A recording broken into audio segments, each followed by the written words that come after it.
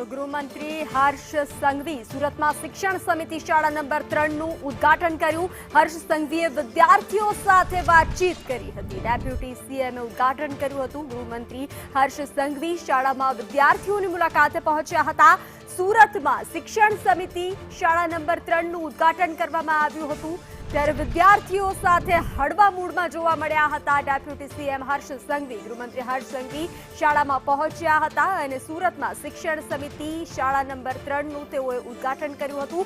વિદ્યાર્થીઓ સાથે વાતચીત કરી હતી, શિક્ષકો સાથે વાતચીત કરી હતી, કામગીરીની સમીક્ષા કરી હતી અને સાથે ઉદ્ઘાટન કર્યું હતું।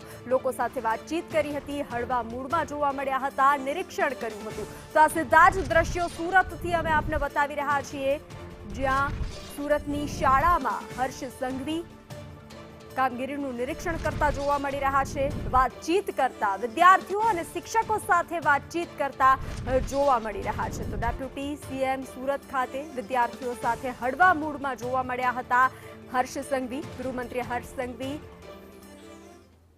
વધુ વિગતો સાથે સંવાદદાતા જયેન્દ્ર જોડાઈ ચૂક્યા છે। જયેન્દ્ર, સુરતમાં શાળાનું ઉદ્ઘાટન અને હર્ષ સંઘવી હળવા મૂડમાં જોવા મળ્યા હતા, વિદ્યાર્થીઓ સાથે શિક્ષકો સાથે ચર્ચા કરી હતી।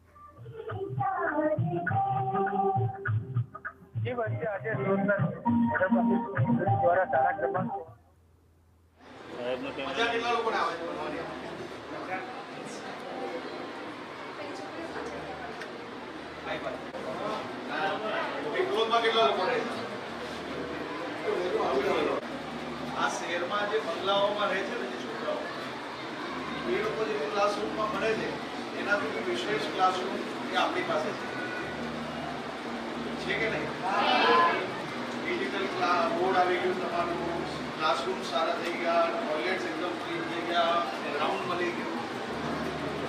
હવે આપણે આપણા સપના સાકાર કરવા હોય તો શું કરવું?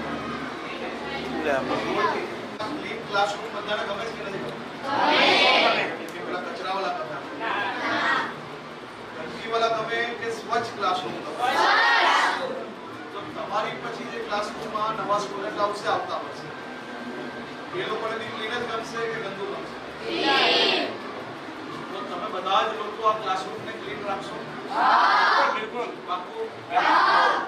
તમે આપણે ઘરને ક્લીન રાખીએ છીએ, ઘરને સ્વચ્છ રાખીએ કે ઘરમાં કચરો નાખીએ? તો સ્કૂલમાં નખાય બધાએ ભેગા થઈને જે સ્ટુડન્ટ કચરો કરે, કચરો નાખે, એને આપણે સીધા કરવા જોઈએ કે પાક્કું? તમે 8th સ્ટેન્ડર્ડમાં એટલે તમારાથી નાના બાળકો કેટલા છે ખબર છે? સ્કૂલની અંદર 7મા ધોરણ સુધી આ બધાને શીખવવાની જવાબદારી કોની છે? પાક્કું? બધા મદદ કરશો? કેટલા લોકો એવા છે કે જે દરરોજ સવારે માતા પિતાને પગે લાગે છે?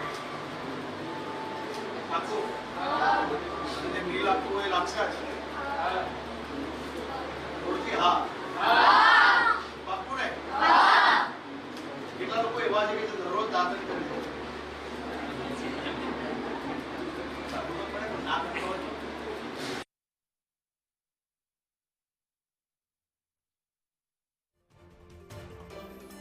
તો વિદ્યાર્થીઓ સાથે હળવા મૂડમાં વાત કરતા ગૃહમંત્રી હર્ષ સંઘવી જોવા મળ્યા હતા। સંસ્કારોના સિંચનની વાત કરી હતી તેઓએ।